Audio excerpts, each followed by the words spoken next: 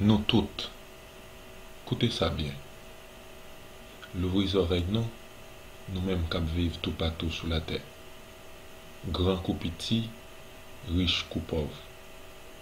M'pral ban nous bon conseil.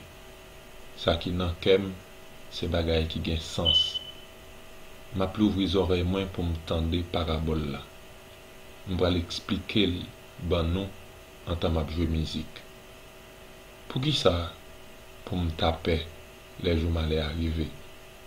Les moun qui pa vle wè yo senem tout partout ak mauvais l'idée dans tête yo.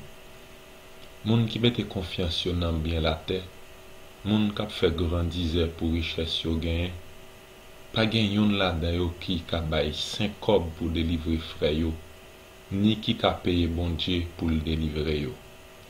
Yo ta met paré pour yo bay en pile l'argent pour sauver la vie pa yo, ça pa jamais rive fait. À tort. C'est pour yo ta vivre tout le temps sans yo pas jamais en battre. Mais nous moun qui gen bon comprendre yo mouri, yo disparaître même gens ak moun sort ensemble ak moun égaré yo. Yo quitte toute richesse yo pour l'autre monde. C'est dans cimetière yo pral bout. C'est dans tombe yo pral rete, même si yo gen gros habitation qui pote non yo. Yo moun te met grand nèg koul grand nèg, li gen pour mourir. Il tant qu'aux animaux y a mené l'abattoir. C'est comme ça y a fini, moun qui mette confiance sur nan propre tête yo. C'est ça qui gen pour rive moun k'ap koute parole yo tout. Tant que yo mette mouton dans pack, c'est comme ça y a mette yo côté mort ya.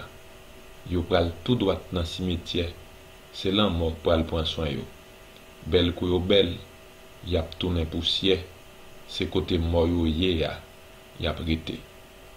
Mais bon Dieu a délivré la pour été en bas pour voir la mort. Ou pas besoin paix les ouais yon moun ap vin pi riche, les ouais la mette richesse pile sous pile la kaili. L'el mouri, li pa pote rien aller avec li. La quitte toute richesse li yo derrière. Il te met content Jean le tap vive là, yo te met à faire louange li pour Jean a fait la marcher bien. Yon le, il gen pour le mourir tant qu'aux ancêtres li yo qui pa Jean moué lumière encore. Yon moun te met grand nèg koul grand nèg, si li pa gen comprendre, li tant qu'aux animaux y a mené l'abattoir.